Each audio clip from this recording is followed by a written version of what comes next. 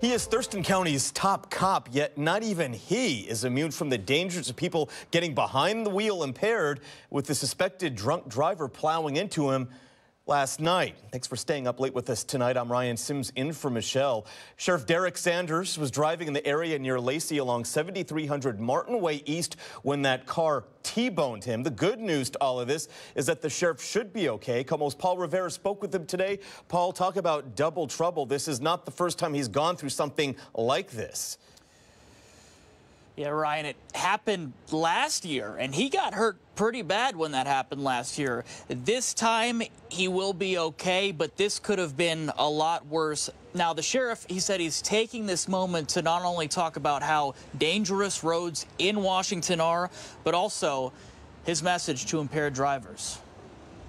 These photos show the scene and the damage to Thurston County Sheriff Derek Sanders' car after he was hit by a suspected DUI driver. It happened on Martin Way near Lacey. So I had a lateral candidate riding with me in my car. We're sitting there chatting. I'm just cruising slow around the Lacey area. You know, it's midnight. A lot of people are bar hopping. He described what happened next. They were trying to beat me through the light, basically in the oncoming lanes of Martin Way.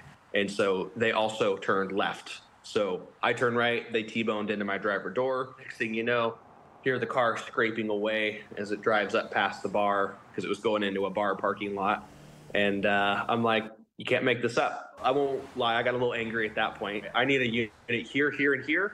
They're not going to make it far. The suspect's vehicle was found, and then a K-9 helped find the suspect, a woman hiding in the bushes. She was arrested for DUI and hit and run. You've now had back-to-back years where you've been in a wreck, and this is another suspected DUI driver. I'm not the kind of sheriff who sits around in the office or anything like that. I guess it's not that big of a coincidence when you really understand how large of an issue impaired driving is. Sanders taking this moment to call out the danger of Washington roadways and the decisions made by drivers. The reality is that this weekend, I think we're on DUI collision number 5. At the sheriff's office this weekend. I just reported the night before, like, hey, make a plan. You know, don't drive impaired. I've had the ability, thankfully, to get up and basically walk away from my stuff, and a lot of people haven't been able to do that.